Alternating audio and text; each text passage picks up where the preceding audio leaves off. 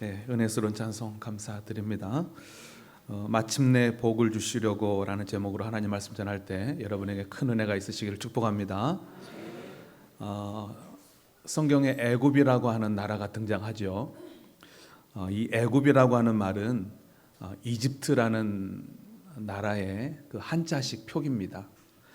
우리나라가 외국의 그 나라를 표기할 때 한자식 표기를 많이 하고 있죠. 이탈리아를 우리는 이태리라고 부르잖아요. 또 프랑스를 블란서라고 하고, 또 유럽을 구라파라고도 하고, 또 도이칠랜드를 독일이라고 하고, 호주, 오스트레일리아를 호주라고, 이런 것들이 다 이제 한자식 표기입니다. 과거에 LA를 나성이라고 그랬죠. 그래서 가요 중에서도 나성에 가면 뭐 편지를 띄워줘 이런 노래 있잖아요. 그 나성이 LA입니다. 로스앤젤레스를 한자식으로 표기하니까 나성이 되는 것이죠. 베트남을 월남이라고 그러고, 또 네덜란드를 화란이라고 그러고. 그래서 사실 이 한자식 표기는 좀 우리 젊은 사람들한테는 조금 어색합니다. 요즘 젊은 사람들이 유럽 갈 때 뭐 구라파 간다 그런 말 씁니까? 옛날 우리 어르신들이야 구라파 그러면 좀 알죠. 근데 요즘 젊은 세대들은 좀 어색하죠. 유럽이지 왜 구라파냐, 프랑스지 왜 불란서냐, 네덜란드지 왜 화란이냐, 많이 어색합니다. 그래서 지금은 많이 안 쓰고 있습니다만은, 이제 우리나라 성경이 이제 기록될 단시가 이제 조선시대 후기 또는 일제시대 그때쯤이었잖아요. 그러다 보니까 이제 그때 그 한자식 표기가 그대로 이제 성경에 들어간 거죠. 그래서 이집트를 안 그러고 애굽이라고 이제 말을 씁니다. 그래서 이제 애굽 그러면 우리가 이제 이집트라고 이해를 하시면 될 것 같습니다. 그래서 출애굽이라고 하는 것은 이제 그 이집트를 탈출하는 이야기라고 보시면 되겠습니다. 그래서 히브리 민족의 시조였던 그 아브람, 이 아브람을 그때 당시 우리는 보통 히브리인이라고, 히브리인. 근데 히브리인이 무슨 말이냐면 물을 건너왔다 그런 뜻입니다. 그래서 아브람의 고향이 갈대아 우르잖아요. 갈대아 우르에서 이제 가나안 땅으로 오게 되는데, 그러려면 그 유프라테스 강이라고 하는 강을 건너야 돼. 그래서 이제 아브람 그러면 아브람 저 갈대아 우르 지방에서 강을 건너온 사람들, 그런 민족. 그래서 이제 출애굽기가 배경이 되고 있는 이때는 이 히브리인이라 그렇게 부릅니다. 나중에는 이제 신약으로 넘어와서는 이제 그 유다 지파 중심으로 그 생긴 나라라 그래서 유대인 그러고, 지금은 이제 뭐라 그래요? 유태인 그러잖아요. 유태인. 지금 유태인이라고 부르는, 다 똑같은 민족을 이제 다르게 부른 것입니다. 그래서 이 출애굽기 내용을 우리가 다 알고 있지만 다시 한번 정리해 보면, 이 아브라함의 증손자였던 이 요셉, 그러니까 그 당시는 이제 히브리 청년이죠. 히브리 물 건너온 사람들, 히브리 청년인 이 요셉이 형들의 미움을 받고 이제 애굽이라고 하는 나라에 팔려가잖아요. 거기서 이제 보디발 장군의 집에서 종살이 하다가, 또 그 보디발 장군 아내의 또 모함을 받아가지고 억울하게 또 옥살이하고, 또 거기서 그 간원들의 꿈을 이렇게 해몽해 준 것이 계기가 돼가지고 나중에는 그 나라의 최고 권력자 파라오, 성경으로 말하면 바로 그 바로의 꿈을 해석을 해주잖아요. 그래가지고 그냥 한순간에 그냥 수직 상승해서 총리가 되고, 그리고 그 이집트뿐만 아니라 주변 국가까지 다 이렇게 잘 다스리는 총리가 되잖아요. 그래서 요셉이라는 이 청년, 히브리 청년이 애굽에 팔려와 가지고 그냥 수직 상승해서 총리가 되노니 완전 출세한 거잖아요. 그러니까 이제 자기 고향 땅 가나안 땅에 살고 있던 아버지, 형들 다 이제 데리고 오잖아요. 한 70명 데리고 와요. 그래서 그 애굽에서 이제 정착하며 살게 되죠. 그런데 이제 세월이 흐르는 거예요. 세월이 흘러가지고 그 요셉을 총리로 임명했던 바로도 죽고, 요셉도 죽고, 시간이 흘러가는 거예요. 근데 이제 이 히브리 민족은 창세기 그 하나님의 명령을 그대로 순종합니다. 생육하고 번성하여. 그러니까 막 계속 막 애들이 태어나고 막 번성을 하는 거예요. 인구는 막 부쩍부쩍 느는 거예요. 그런데 이제 요셉도, 애굽 사람들이 요셉도 누군지 몰라. 그냥 이방 사람 히브리 민족이 막 자기 나라에 들어와가지고 살고 있는데 막 부쩍부쩍 느는 거. 도대체 이놈들이 누구냐. 그래가지고 이제 이 히브리 민족을 그냥 노예로 부려먹는 거예요. 노예살이 하는 거죠. 그래서 우리가 잘 알고 있는 뭐 스핑크스나 피라미드나 이런 거 막 파라오가 막 건설할 때 동원하는 거예요. 히브리 민족을 노예로. 그렇게 이제 한 400년 노예 생활을 하게 됩니다. 히브리 민족이 애굽에서 노예 살이할 때 그 당시 이 애굽은요 최고의 문명이었습니다. 여러분 4대 문명 그러면 이집트 문명 들어가잖아요. 나일강 중심으로 잉태한 이집트 문명. 그때 당시 이집트는 대단한 나라였어요. 뭐 천문학, 과학, 수학 또는 그 측량학 뭐 모든 학문이 발달됐고 파피루스 종이 여러분 최초의 종이 파피루스 뭐 엄청난 나라였습니다. 그래서 2,500년 동안 이 파라오가 통일 왕국을 여러분 우리나라 조선왕조 500년도 엄청 길다고 생각하는데 2,500년 동안 나라가 하나였어 하나 이집트가. 그래서 엄청난 나라였습니다. 부국이었죠. 그런 나라가 애굽이었습니다. 그에 비해 히브리인들은 그때 당시 뭐 나라도 아니었죠. 그냥 뭐 시족, 가족, 아브라함의 시조 아닙니까? 아브라함, 이삭, 야곱, 요셉 4대까지밖에 없었으니 그냥 뭐 시족 사회 그 정도밖에 안 됐죠. 그런데 여러분, 그로부터 이제 4,000년이 흘렀습니다. 그러니까 요셉이 4,000년 전 사람입니다. 약 4,000년 전 사람 요셉이 4,000년이 흘렀습니다. 어떻게 변화되는지 여러분 아십니까? 4,000년 전에 이집트 문명을 잉태했던 그 초강대국 이집트 지금 GNP가 3,000달러밖에 안 된다 그래요. 3,000달러. 우리나라가 얼마 정도 되죠? 한 3만 3천 될 거예요. 근데 지금 이집트는 3,000달러니까 현재 우리나라보다도 10배 못 사는 나라예요. 반대로 이스라엘은 지금 어떠냐면 GNP가 4만 3천 달러예요. 우리보다도 10,000달러가 더 많지요. 이집트에 비하면 14배나 많아요. 그리고 우리가 잘 알고 있는 것처럼 뭐 세계 최고의 부자들은 다 유태인이요. 뭐 미국 아이비리그의 뭐 교수들이 몇 프로가 뭐 유태인이요. 노벨상의 뭐 몇 프로가 유태인이요. 뭐 세계를 휘어잡고 쓰고 있잖아 유태인이. 4,000년 만에 이렇게 완전히 전세가 역전됐어요. 4,000년 만에. 사실 따지고 보면요, 이집트 사람들이 조금 생각 있는 이집트 사람들이라면 엄청 자존심 상할 거예요. 아니 저 민족이 저 유태인들이 옛날에 과거에 우리나라에 400년 동안 종살이 하던 사람들인데 이제는 완전히 전세가 바뀌어져 가지고 우리는 이렇게 가난하고 더럽고 지저분하고 시끄럽고 근데 저희 유태인들은 뭐 전 세계 부자가 돼 가지고 세계를 휩쓸고 다니는 거예요. 그러니까 사실 이집트 사람들한테는 굉장히 자존심 상하는. 여러분 이것이 어떤 상황인지 제가 좀 실감 날 수 있도록 조금 설명을 더 드려볼게요. 이집트 4,000년 역사를 40분의 1로 한번 줄여보겠습니다. 그러면 4,000년을 40분의 1로 줄이면 몇 년이 됩니까? 100년이 돼요. 100년. 100년 4,000년을 40분의 1로 줄이니까 100년이 되는 거예요. 이집트 그 4,000년 역사를 100살 먹은 노인의 일생으로 한번 줄여보겠습니다. 그러면 이스라엘이 애굽에서 400년 종살이 했던 것은 몇 년이 됩니까? 그것도 40분의 1로 줄이면 10년이에요. 10년. 10년이 되는 거예요. 10년. 그러니까 4,000년 애굽의 역사를 100살 먹은 노인의 인생으로 한번 줄여보겠습니다. 자, 그러면 히브리 민족이 애굽에서 종살이하던 400년은 10년이 돼요. 자, 그러면 이게 100살 먹은 이집트라는 노인이 있어요. 100살 먹은 이집트라는 노인이 이 이스라엘이라고 하는 청년을 보면 우리 집에서 10년 동안 종살이 하던 사람이에요. 이집트 입장에서 보면 잊어버릴 수 없는 사건이에요. 저 사람 우리 집에서 10년 동안 종살이 했는데 여러분 잊을 수 있어요? 한두 달 하다 간 사람은 잊을 수 있어요. 근데 저 사람 우리 집에서 10년 동안 직원으로 있었어. 10년 동안 종살이 했어. 그러면 이집트 입장에서는 잊을 수 없는 사건이고 사람이죠. 반대로 이스라엘 입장에서도 마찬가지예요. 내가 이집트 저 사람 밑에서 10년 동안 종살이 했어. 이거는 잊을 수 없는 일생의 사건일 거예요. 여러분 실감 나십니까? 자, 그런데 말년에 완전히 전세가 역전돼 버렸다니까요. 그렇게 과거에 잘 살고 그렇게 부자였던 이집트 노인이 노년에 돼가지고 폐지 죽고 다니고 있어요. 그리고 과거에 우리 집에서 10년 동안 종살이했던 저 이스라엘이라고 하는 청년은요 지금 최고의 부자가 된 거예요. 전 세계를 막 휩쓸고 다니는 거예요.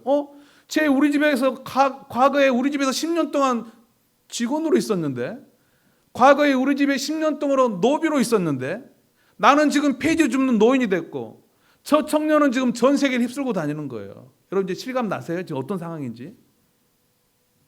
아니 저 이스라엘이라는 청년 과거에 우리 집에 10년 동안 종살이 할 때 막 자기 애들 학자금 한다고 막 가불 해주라고 막 그때가 아직도 서운하거든요. 그때 농사 짓고 이 간식 만들어주면 그거 그냥 남겨서 비닐에 싸가지고 애들 갖다 준다고 막 그랬던 것이 서운하거든요. 우리 집에서 10년 동안 종살이 할 때 그랬거든. 근데 세상이 완전히 역전돼가지고 나는 폐지 줍는 노인이 됐고, 저 이스라엘이라는 청년은 세계를 휩쓸고 다닌다는 거예요. 여러분 실감 나죠? 이제 그 상황이 이제 어떤 상황인지 실감 날 거예요. 잊을 수 없는 사건이에요. 서로 간에.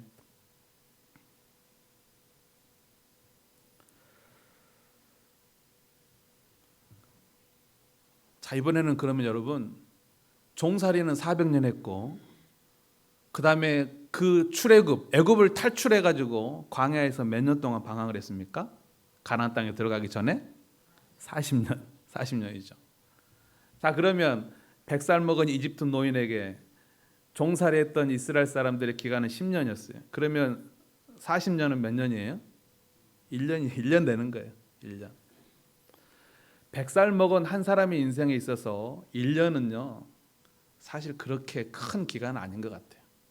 물론 10년 정도는 꽤 긴 기간일 거예요. 서로 간에 잊을 수 없는 기간이에요. 그런데 1년 정도는요 사실 그렇게 긴 기간이고 내 삶에 뭐 큰 영향력을 주는 기간은 아니었을 거예요. 제가 그 고등학교 때 제 친구 중에 고등학교를 재수한 친구가 하나 있었어요. 송진우라고 하는 친구인데, 보통 여러분 우리가 대학을 재수해도 1년 늦었다, 내가 남들보다 좀 1년 늦은 것 같고 좀 그런 마음 있잖아요. 근데 고등학교를 남들보다 1년 늦게 들어갔어요. 자기 친구들은 고등학교 2학년인데 자기는 고등학교 1학년이 되는 거예요. 그 심정을 어떻게 했어요? 좀 별로 좀 안 좋죠. 굉장히 친구들에 비해서 늦은 것 같고 막. 그런데 여러분 그로부터 지금 한 30년, 35년, 40년 흘렀습니다. 지금 어떨까요? 지금도 그 친구는 남들보다 1년 뒤쳐졌을까요? 지금은 그런 거 사라졌어요. 없어요. 오히려 빨리 갔던 애들이 뒤로 오기도 하고요, 늦게 갔던 애들이 빨리 가기도 하고요. 100년의 인생에 비하면 1년 그건 아무것도 아니에요. 여러분 제가 왜 이 말씀을 드리려고 하느냐, 이스라엘 백성들은 400년 종살이를 했고 40년 동안 광야 생활을 했습니다. 그 광야 생활을 통해서 하나님의 백성으로서 그 40년 동안 훈련받고 또 준비되는 과정으로 그들은 그 40년을 살게 됩니다. 그리고 가나안 땅에 들어가서는 이제 하나님의 백성으로 세워진 줄로 믿으시기를 바랍니다. 여러분 이스라엘 백성들에게 있어서 400년 동안 종살이했던 것은 사실 조금 그들의 일생에 있어서 잊어볼 수 없는 사건일 거예요. 100년 중에 10년이니까.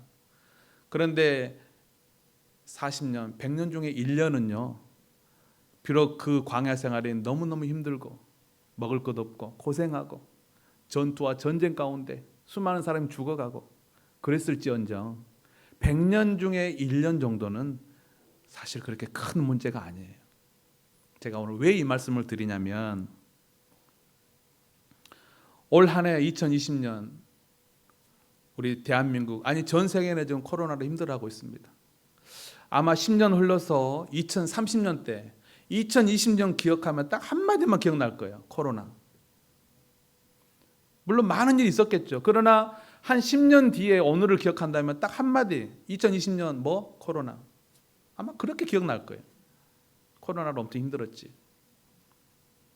그런데 여러분 우리 전 일생으로 보면요 2020년 1년 동안 코로나로 힘들었던 거 별거 아닌 걸로 믿으시길 바랍니다. 제가 지금 그 말씀 들으려고 이렇게 지금 이야기를 풀어오는 거예요. 그 말씀 들으려고. 올 한 해 우리 얼마나 힘듭니까? 직장을 잃고 취직을 못하고 소상공인들 문을 닫고 뭐 회사는 다 마이너스가 나고 국가적으로 뭐 엄청나게 경쟁이 마이너스 성장하고 힘들죠. 그런데요 우리 일생 100년으로 봤을 때 올해 1년요 그냥 그렇게 큰 거 아니에요. 믿으시길 바랍니다. 여러분, 코로나 때문에 우리가 입은 피해, 가장 큰 피해가 뭐라고 생각하십니까? 코로나 바이러스, 질병 아니에요. 코로나로 지금까지 죽은 사람이 430명, 연말까지 가면 뭐 한 450명, 460명, 한 500명 될까요?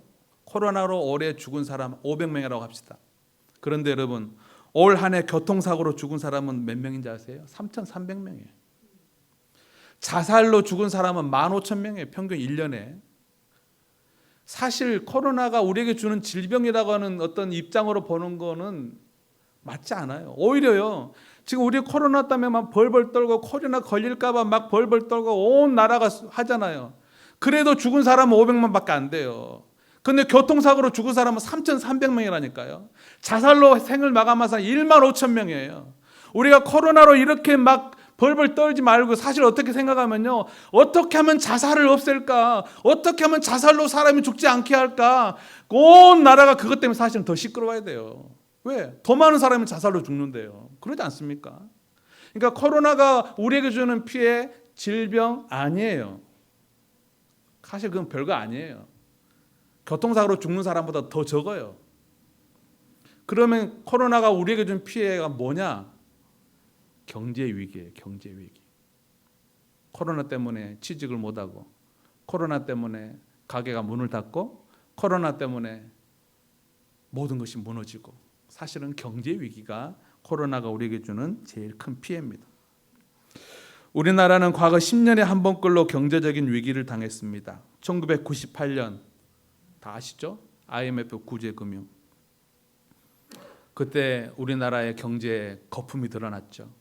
사실 그 전까지만 해도요, 우리나라 빨리빨리 문화 아닙니까? 막 우리나라 경제가 막 급성장했죠. 그래서 우리는 막 잘 산 줄 알았어. 막 우리 엄청나게 부자인 줄 알았어요. 근데 98년 IMF 구제금융을 딱 터지니까 뚜껑을 열어보니까 다 거품이었던 거예요. 부자가 아니었던 거예요. 다 부실이에요. 부실. 회사도 부실, 기업도 부실, 가정도 부실. 그런데 여러분, 그 전부터 증상이 나타났잖아요. 94년도 성수대교 붕괴, 95년도 삼풍백화점 붕괴. 막 빨리빨리 막 성장하다 보니까 막 부실공사한 거예요. 다 무너지는 거예요. 그래서 98년에 대한민국 경제가 무너진 거 아닙니까? IMF 때. 그때 이제 거품이 다 드러났죠. 그리고 2008년도, 10년 뒤 2008년도 미국발 금융위기가 왔었죠. 이게 무슨 위기였습니까?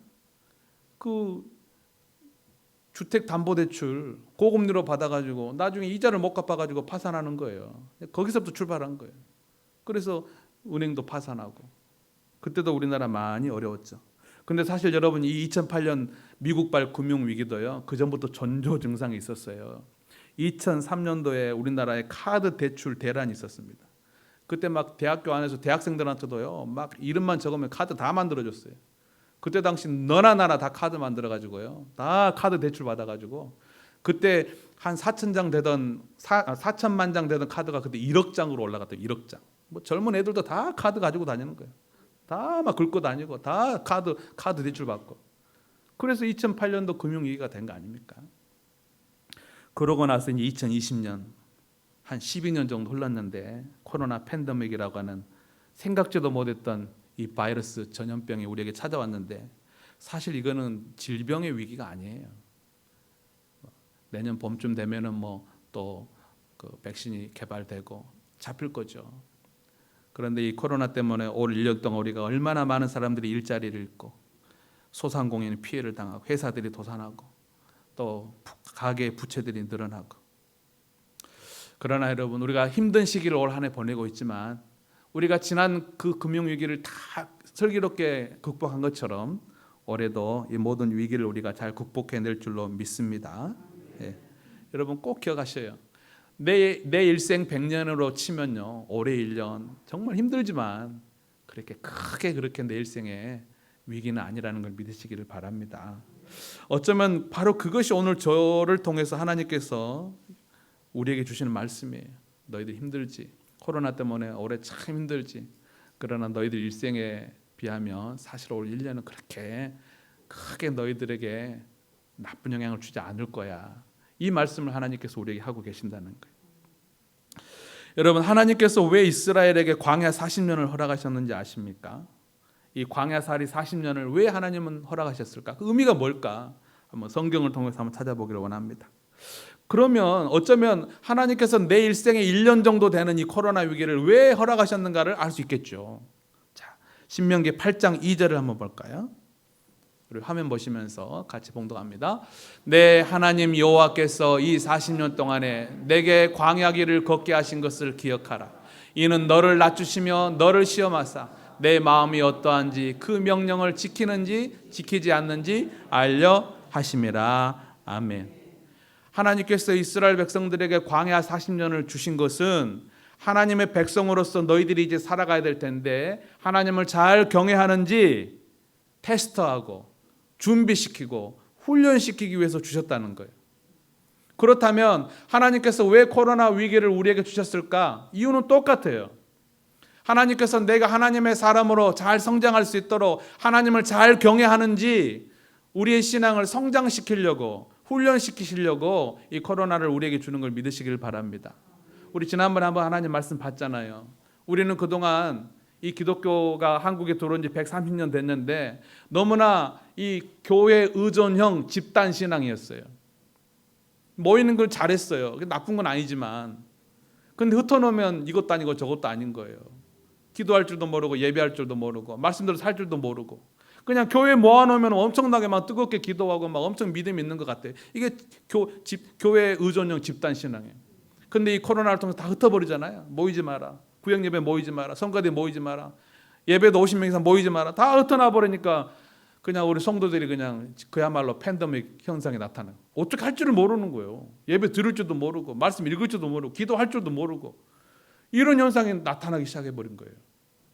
그래서 올 1년을 통하여 이삭처럼 직장 일을 마치고 홀로 기도하는 그런 신앙, 개인 성숙형 신앙으로 성장되는 기회가 될 줄로 믿으시기를 바랍니다. 그래서 여러분 올 1년 동안에는요 우리가 하나님의 사람으로 훈련받아야 될 것이 첫 번째 그거예요. 개인 성숙형 신앙생활. 내가 어디에 있든 간에 하나님 말씀을 읽고 내가 혼자 있더라도 하나님 앞에 기도로 나아가고 그 말씀대로 살아가는 그 신앙생활 우리가 훈련하고 또 준비해야 될 줄로 믿습니다. 두 번째는요 올 한 해 여러분 우리가 하나님의 사람으로 준비되어지고 훈련되어진 두 번째가 있어요. 그게 뭐냐면 재정훈련이에요. 재정훈련.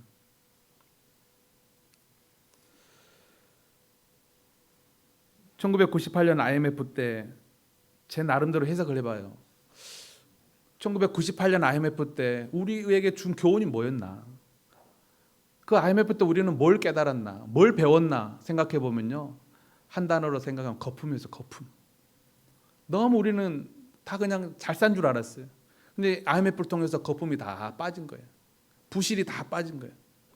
2008년도는 뭐였을까요? 저는 탐욕이라고 정리해요. 탐욕. 엄청나게 대출 받아가지고 근데 2008년 금융위기를 통해서 그걸 다 또 반성하게 하고 검증하게 하셨죠. 그러면 2020년 올해 이 코로나로 인한 이 경제위기는 뭘까요? 하나님은 이걸 통해서 우리는 뭘 배우게 하시려고 하실까요? 우리는 뭘 돌아봐야 될까요? 뭘 훈련해야 될까요? 저는 그렇게 생각해요. 근검 전략이에요. 근검 전략. 그동안 우리가 너무 과소비했다는 거예요. 근검 전략. 뭐 아직 진행 중이라 어떻게 결론 내릴 수 있는 그런 이야기는 아닐 겁니다. 10년 뒤에 20년 뒤에 오늘을 또 바라보면서 해석을 해야 되겠죠. 자, 그다음 두 번째로 하나님께서 이스라엘 백성들에게 광야 40년을 허락하신 이유 두 번째입니다. 신명기 8장 16절입니다. 16절 시작. 내 조상들도 알지 못하던 만나를 광야에서 내게 먹이셨나니 이는 다 너를 낮추시며 너를 시험하사 마침내 내게 복을 주려 하심이었느니라. 아멘. 하나님께서 왜 이스라엘 백성들에게 광야 40년 훈련하는 기간을 주셨냐? 마침내 복을 주려고. 할렐루야. 자, 그러면 우리에게 적용합시다. 하나님께서 왜 코로나를 1년 동안 우리에게 이렇게 힘들게 하셨나? 마찬가지예요. 마침내 우리에게 복을 주시려고. 할렐루야. 여러분, 남의 나라에서 종살이하던 그 이스라엘을 하나님은 세계 최고의 부유한 나라 강대국으로 만드셨습니다. 남의 집 밑에서 10년 동안 종살이하던 그 청년을 하나님은 최고의 부자, 전 세계를 휩쓸고 다니는 사람으로 바꾸십니다.